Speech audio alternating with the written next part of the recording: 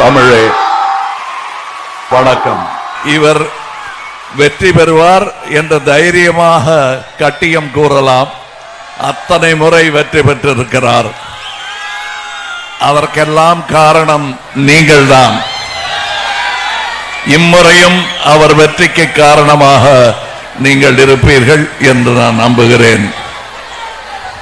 திராவிட முன்னேற்ற கழகத்தின் நிர்வாகிகளே, இங்கே வந்திருக்கும் கூட்டணி கட்சி தோழர்களே, காங்கிரஸ், மதிமுக, விடுதலை சிறுத்தைகள்,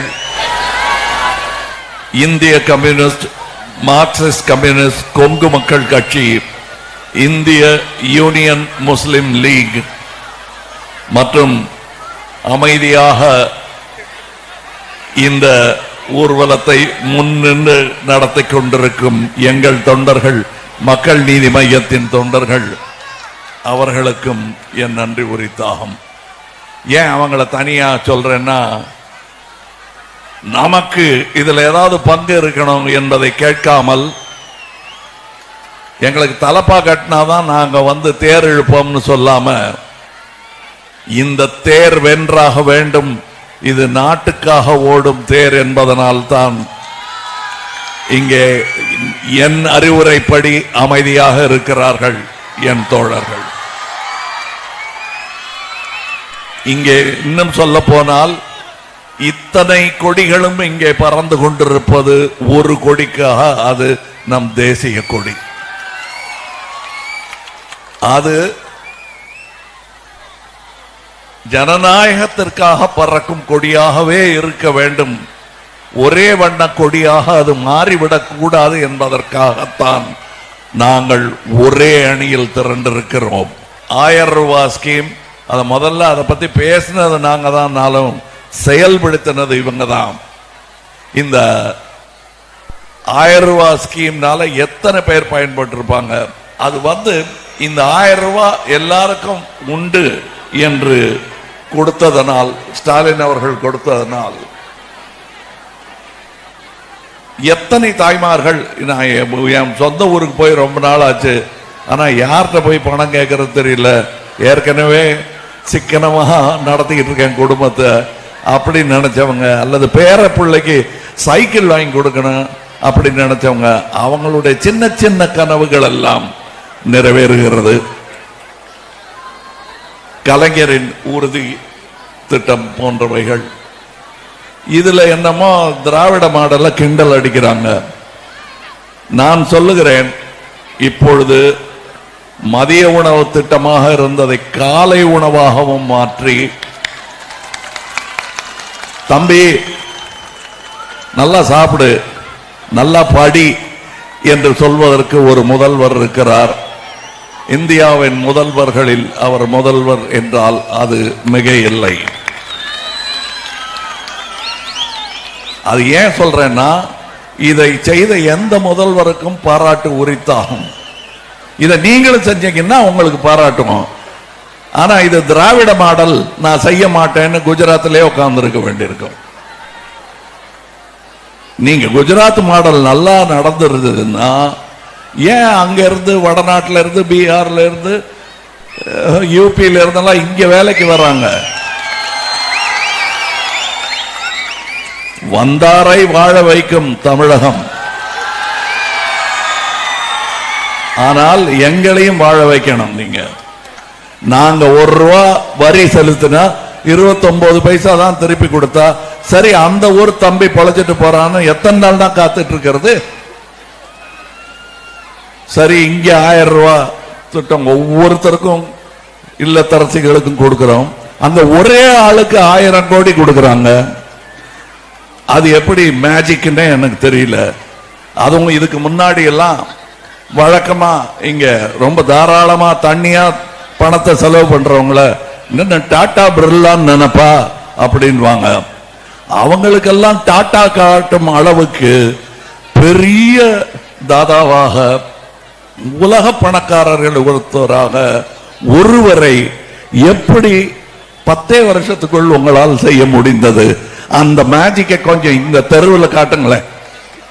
இந்த மாதிரி நிறைய தெருவுகள் இருக்கு. தமிழ்நாட்டில் கோடீஸ்வரர்லாம் வேணாம், லட்சம் கோடி எல்லாம் வேணாம், ஒரு லட்சம் பேருக்கு ₹1,00,000 கிடைக்கிற மாதிரி பண்ணுங்களேன். நீங்க செய்யல, இங்க செஞ்சிட்டு இருக்காங்க.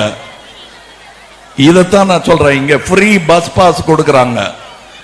இந்த திட்டம் இந்தியா பூரா வந்ததுன்னா உலகத்தை திரும்பி பார்க்க வைக்கும் இந்தியா. இப்பொழுது தமிழகத்தை திரும்பி பார்த்தே ஆக வேண்டும். இந்த திட்டத்தை நீங்கள் எல்லா மாநிலங்களிலும் இந்தியாவில் நடத்தி காட்டினால் எப்படி இருக்கும்? இது ஒன்றிய அரசுக்கு புரிய மாட்டேங்குது. காரணம், அவங்க யாரோடும் ஒன்றாத அரசு. அதுதான் உண்மை. ஒன்றிய அரசு நம்ம தான் சொல்லிட்டு இருக்கோம். அப்படி சொன்னாலும் கோபம் வருது அவங்களுக்கு. ஆனால் கரெக்டா சொல்லணும்னா அவங்க யாரோடும் ஒன்றாத அரசு. ஏதாவது கேள்வி கேட்டு இந்த மாதிரி நடக்கலைங்களே, காஷ்மீர் இப்படி இருக்கு, எங்க கடற்கரை அந்த பக்கம் போனா எங்க மீனவர்கள் எல்லாம் கைது பண்றாங்களே அப்படின்னு கேட்டா அதுக்கு எல்லாம் நேரு தான் காரணம். நேரா நேருவுக்கு போயிடுவாங்க. நேரு என்ன செய்தார் என்பதை இந்த புது தலைமுறை மறந்திருக்கலாம். என் தலைமுறையினர், இவர் தலைமுறையினர்லாம் மறக்கல. தன்னுடைய மொத்த சொத்தையும் நாட்டுக்காக எழுதி கொடுத்து விட்டு 16 வருஷம் ஜெயிலில் இருந்தார். இங்க ஏர்போர்ட், துறைமுகம் எல்லாம் எழுதி கொடுக்கப்படுகிறது. அதெல்லாம் உங்களுது. நேரு அவர்கள் தனதை எழுதி கொடுத்தார். இங்கே இவர்கள் நமதை எழுதி கொடுத்திருக்கிறார்கள். இதுதான் இந்த அரசுக்கும் அந்த அரசுக்கும் உள்ள வித்தியாசம். இங்கே இல்லத்தரசிகளுக்கெல்லாம் ₹1000 கொடுக்கிறார்கள். அங்கே ஒரே ஆளுக்கு 1000 கோடி அள்ளி கொடுக்கிறாங்க. இவங்களுக்கு வர்ற இந்த எலக்டோரல் பாண்ட், அந்த வார்த்தையை சொல்லலாமா கூடாதாங்கிறது தெரியல. ஏன்னா வெளிநாட்டிலாம் ரொம்ப பிரபலங்க. உலக மகா ஊழல் அப்படின்னு சொல்லிட்டு இருக்காங்க. அரசியல்ல ஊழல் இந்தியாவில் இல்லாம இருந்ததில்லை. ஆனா இந்த அளவுக்கு உலக தரத்தில் ஊழல் செய்தவர்கள் என்பதை நான் சொல்லலைங்க, உலக ரிப்போர்ட்டுகள் சொல்லிக் கொண்டிருக்கின்றன. இப்ப பத்திரிகைகள் சொல்றாங்க, இவங்களுக்கு டொனேஷன் கொடுக்கிறவங்க ஒன்று ஈடியை அனுப்பி மிரட்டி வாங்கினது, இல்லை அனுப்புவோம் என்று சொல்லி வாங்கியது, அப்படியும் மசியலைன்னா உள்ள தள்ளுவேன்னு பயமுறுத்தி வாங்கினது. இப்படியாத்தான் இருக்கிறது. இதையும் நான் சொல்லவில்லை. இந்த வண்டியில் இவருக்கு பிரச்சாரம் செய்கிறேன் என்பதனால் சொல்லவில்லை. பத்திரிகைகள் சொல்கின்றன, ஒரு கம்பெனிக்கு ₹100 மொத்த வருமானம்னா அவங்க கொடுத்த நன்கொடை எப்படி ₹200 இருக்க முடியும்? சாரி, நான் ரூபான்னு சொன்னதும் நீங்க உங்க பைய தடவை பார்த்துக்கங்க. இதெல்லாம் ₹1 ₹2. நான் சொல்றது லட்சம் கோடிகள், 1000 கோடிகள் அப்படி இருக்குது. இதெல்லாம் யார் பணம் நினைக்கிறீங்க? உங்க பணம்.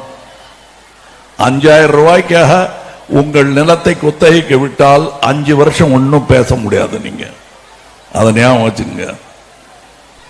நாளை நமதாக வேண்டும் என்றால் நல்லதை நாம் தான் செய்ய வேண்டும். இதை நீங்கள் மறந்து விடாதீர்கள். உதயசூரியன் சின்னம் என்பது இப்பொழுதுக்கு நமக்கு விடிய அதுதான் சின்னமாக இருக்கிறது. அதனால் தான் நான் இங்கே வந்திருக்கிறேன். உங்களுக்கு என்னங்க போன வாட்டி விமர்சனம் பண்றீங்களே அப்படின்னா, நான் விமர்சனம் பண்ணுவேன்.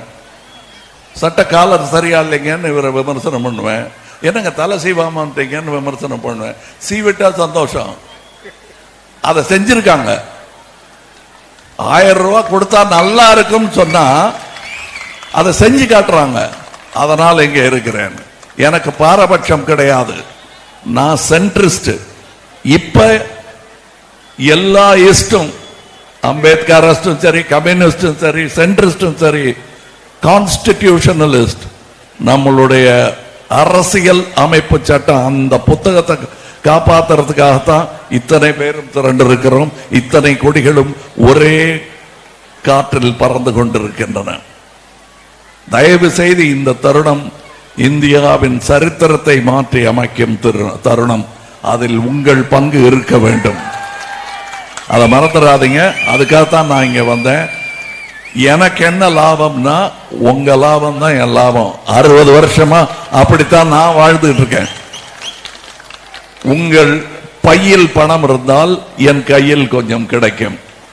அப்படித்தான் நான் இந்த வண்டி வாங்கினது கூட உங்க பணத்தில் தான். ஆனா நியாயமா வாங்கினது. நான் வரிய ரெகுலரா கட்டுறவேன். அதனாலதான் நான் எந்த அரசை பார்த்தோம் தைரியமாக கேள்வி கேட்க முடிகிறது. இப்பொழுதும் நான் ஒன்றாத அரசை ஒன்றி வாருங்கள் ஜனநாயகத்துடன் நின்றுதான் அழைக்கிறோமே தவிர எதிரிகளாக பாவிக்கவில்லை. அவர்கள்தான் நம்மளுடைய விவசாயிகளை எல்லாம் எதிரி படை எடுத்து வந்த மாதிரி ஆணிப்படுக்கை போடுகிறார்கள். ட்ரோன்ல கண்ணீர் புகை வீசுகிறார்கள். இதெல்லாம் நடந்துகிட்டு இருக்கு. இதெல்லாம் தயவு செய்து நீங்க அன்றாட செய்திகளில் படித்து விட்டு மறந்து விடாதார்கள். இப்ப வர்ற தேர்தலுக்கு ஞாபகம் வச்சுங்க. அது ஞாபகம் வச்சுக்கிட்டா போதும். கண்டிப்பா இவருக்கு ஓட்டு போடுவீங்க. நாளை நமதே. வணக்கம்.